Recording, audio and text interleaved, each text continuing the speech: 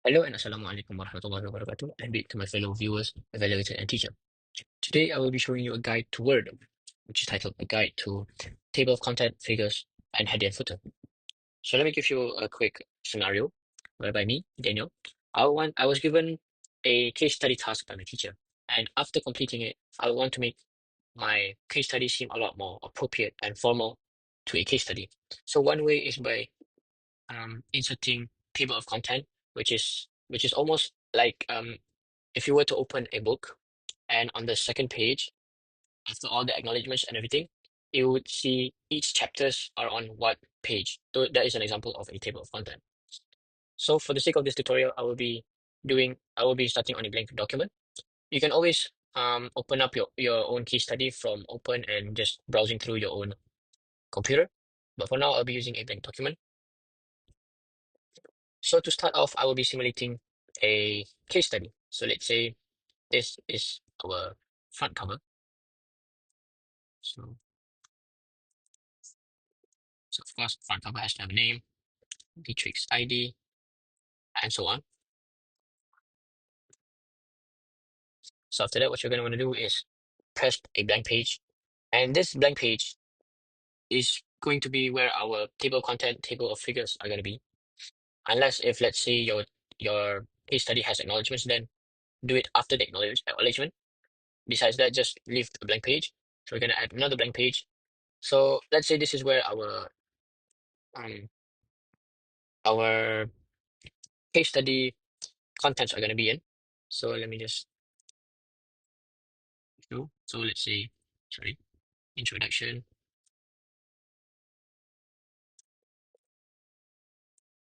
Okay, so content, and then let's say page break. And then let's say over here is going to be my background section.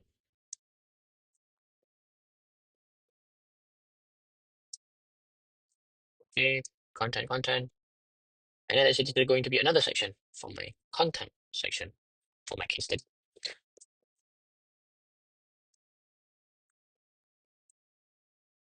So let's say, for example, my content has more than one subsection, right? So for this section, I can just type, let's say, sorry, let me rephrase that to context. So this is going to be context one. So let's say my context section is going to have two subsections, which is context one and context two, right?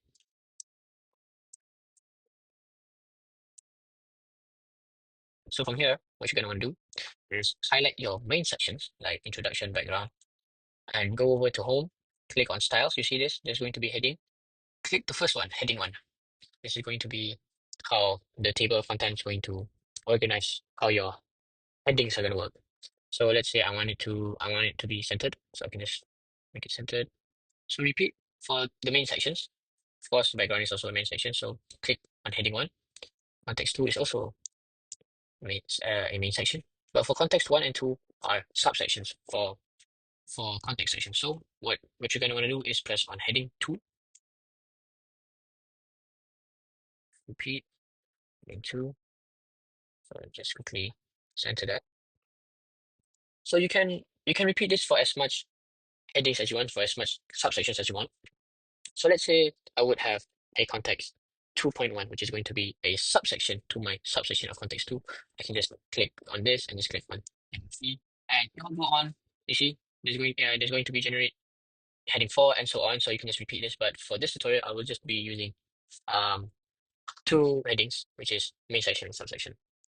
So so after you've done with that, what you're gonna want to do is click on the blank page that we just left for our table of content.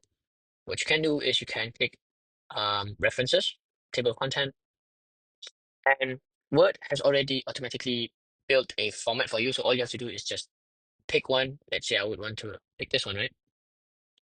So if this were to ever happen, you would just click back and it will be there. Okay, so let's say if this were to happen, this is because I pressed on sorry, I pressed on blank page. So what you can do is just quickly just page break this. So it's going to follow. So from here, for now it may look professional. I mean, it may look appropriate for a book table of content because you don't need numberings, but this is a case study table of content. So what you can do is you can click inside the table of content.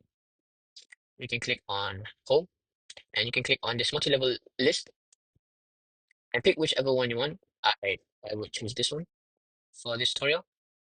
So from there, um, Word has automatically numbered each of your section and and subsections, as you can see.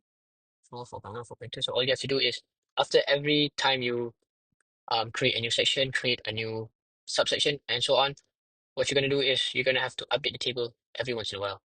So update entire table, okay. So you can see it is numbered and a lot more appropriate for my case study. Okay, next I will be moving on into table of figures. So let's say, for example, my context two is going to have um, a table or a figure. So for the sake of this tutorial, I'm just going to take a example from Google. So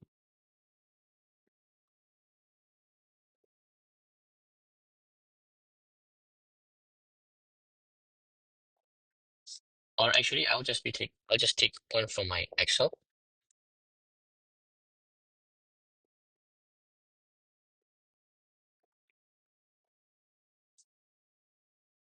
So let's say, for example, this. I'll take this and I'll put it into here. So let's say my this subsection is going to have a figure of such. So what you're gonna want to do is click on the figure, click on references, click on insert caption. So from here you can type whatever you want and choose whatever label you want based on the picture. If you want to name it figure, you can. If you want to name it table, for now I'm gonna give it a figure because it seems more appropriate. So figure one on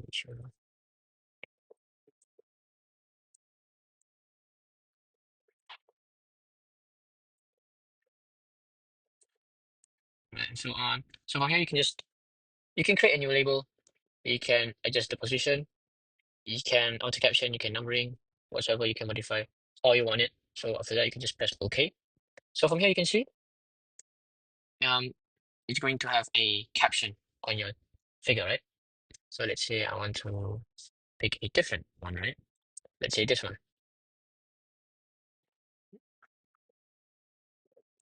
So yeah, I'm just going to copy it. So from here, I'm going to repeat the same steps as I did just now, which is insert caption. Let's say this is going to be a table, right? So I can just insert table. If you've noticed, Word actually is going to number your figure or table based on how many you've already captioned. So if I were to name it figure on figure, it knows that it's going to be figure two because I've already done figure one above. But since I'm going to do a new one, so it's going to reset into one. So let's say um, this is just an example. So I'm gonna just give this a table, even though it's a bar chart clearly. Table on student references. Let's say I want it to be above. Okay, see, as you can see. So you can repeat this for as many tables, figures, or just as I've stated before, you can change the new labels into whatever you want it to be. So you can repeat this for as much picture or anything as you want. So what you're gonna want to do is go back to the second page where your table of content is. So here, um, hold on because this has page break. So I'm just going to quickly remove the page break so that I can edit. So let's say, um,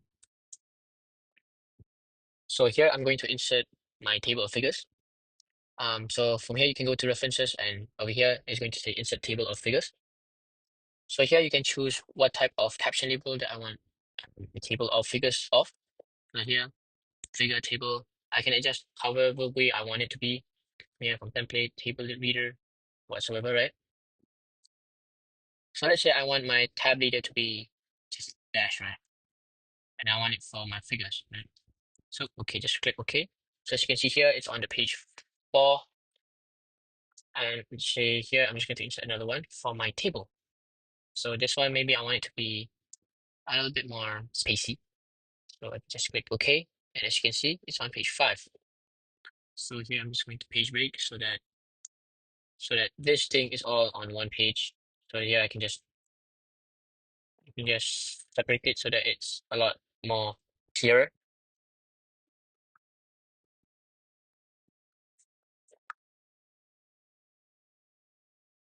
So there you go.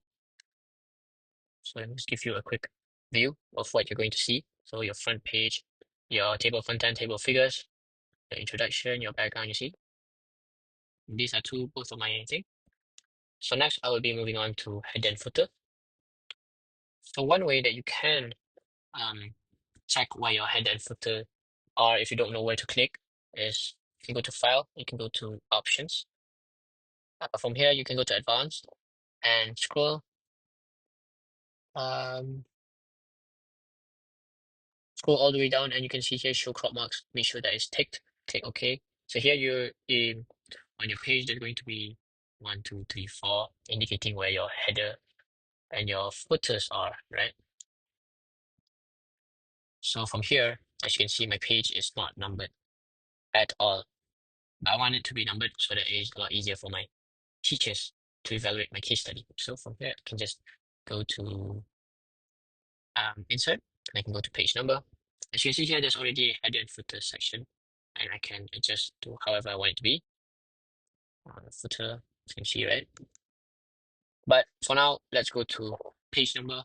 I want it to be on the bottom space. If you hover on any of these, it's going to give you a few choices that you can choose. So let's say I want it to be on the bottom and I want to use this one, right? Action bar one. So Word is going to automatically number all your pages. You can see page 1, page 2, page 3, page 4, and so on. However, if it's going to be a case study, right? I don't want my front cover to be numbered, right? So what I can do is, oh yes, sorry.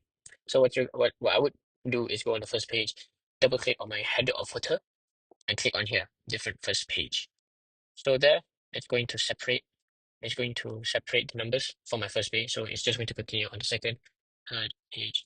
So let's say I want to go onto my background, right? Page 5. If it's on Word, I can just control and click and it will automatically send it to the page. So you can see page 5, context. Let me show you real quick. Context, page 5.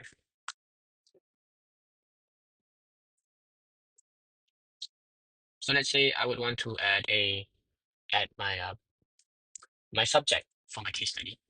As you can see, um, I can choose wherever I want to type in my header or footer. So you can see, if I want it to be in the middle, if I want it to be on the left. For the sake of the tutorial, I'm just going to do it on the left. Let's say my case study is on foundation in mathematics 1, right? Sorry, 1. So when I exit out of my header and footer, Word is going to automatically name all my pages like this. You can see.